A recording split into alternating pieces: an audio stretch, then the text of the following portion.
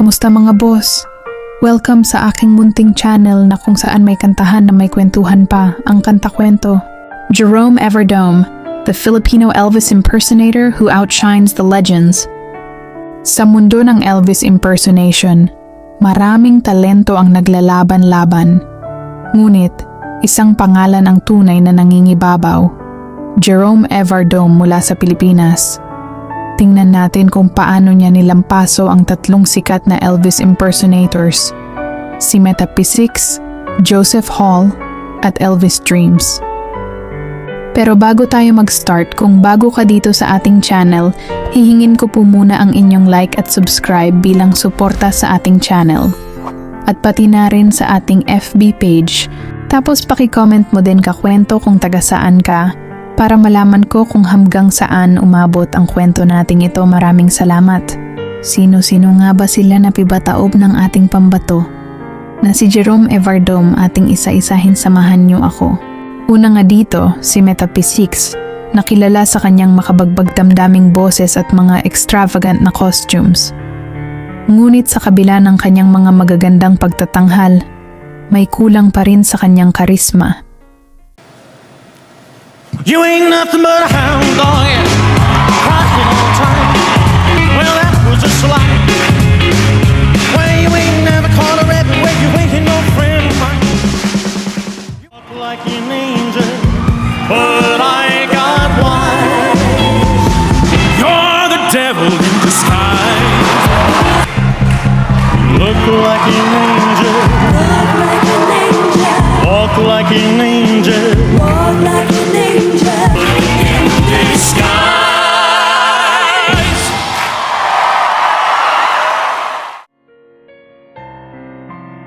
Susunod, si Joseph Hall, na nakilala sa kanyang husay at pagtanggap sa mga malalaking kompetisyon. Pero sa laban sa karisma at presence, tila hindi siya nakasabay sa gusto ng mga manonood.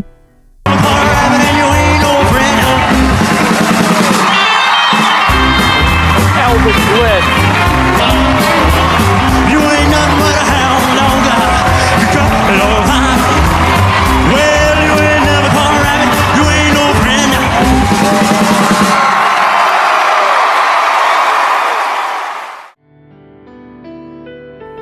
At syempre, si Elvis Dreams, na may pangarap na maging hari ng Elvis impersonation.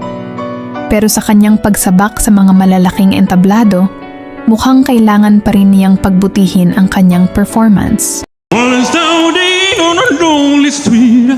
I'll break hotel and I'll be you're so lonely, baby. You're being so lonely. You're being so lonely. You got you ain't never caught a rabbit and you ain't no friend. Well, I said you was hiding. Yeah. Well, bless my soul, what's wrong with me? I ain't you like a man on a faucet tree. My friend shook up, hey, come on, shook up. Thank you. Ngunit narito na si Jerome Everdome, isang tunay na bituin mula sa Pilipinas na talaga namang may kakaibang boses at karisma. Wise men say only fools rush in. Take my hand, take my whole life with you.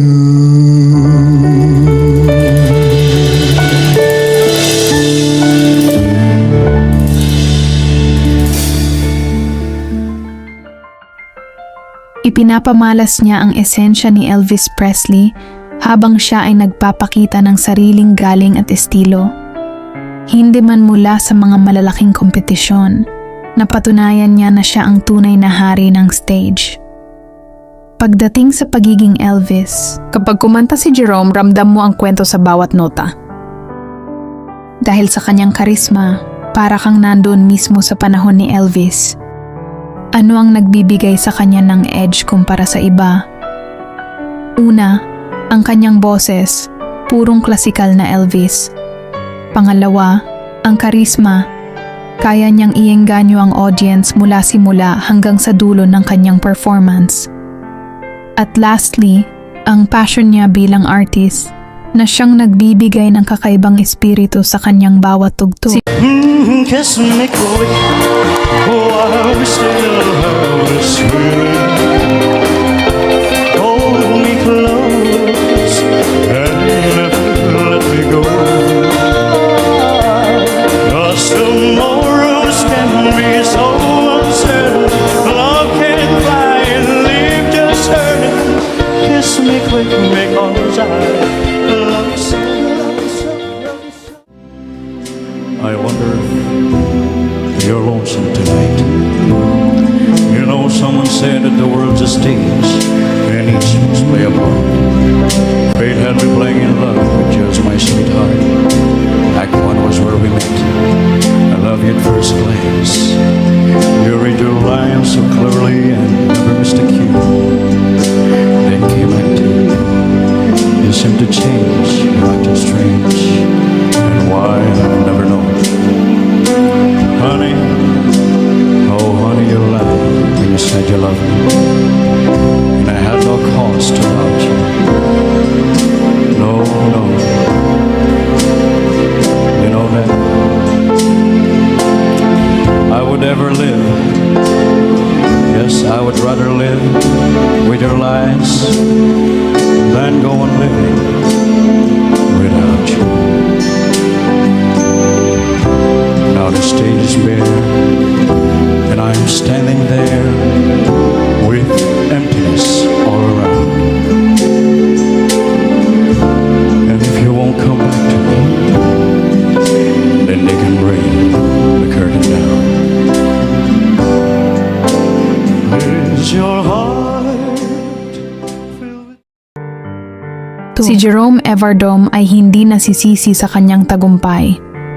Ipinakita niya na hindi lang basta impersonation ang mahalaga, kundi ang puso at dedikasyon sa sining. Kaya naman, sa kamanghamanghang boses at karisma, siya ang tunay na Elvis ng kanyang henerasyon. Kung gusto mong makita ang iba pang performances ni Jerome at ang kanyang journey, at kung bago ka dito sa ating channel, hihingin ko po muna ang inyong like at subscribe bilang suporta sa ating channel. At pati na rin sa ating FB page. Tapos paki-comment mo din kakwento kung taga saan ka para malaman ko kung hanggang saan umabot ang kwento nating ito. Maraming salamat. At saan na makakakwento ay mag-join kayo sa ating membership. Ito'y 25 pesos lamang upang ma-access nyo ang ating mga special emoji para sa comment section at mga early access sa ating mga content at marami pang iba. Salamat na agad mga kakwento. Salamat sa pagsama sa akin hanggang dito sa dulo ng ating kwento. Muli, ito ang Kanta Kwento na nagsasabing mabuhay ang talentong Pilipino. Kanta kwento, sabay-sabay tayong makinig. Mga awit ang puso, tanghin ang kanilang himig. Mga tanang-tarong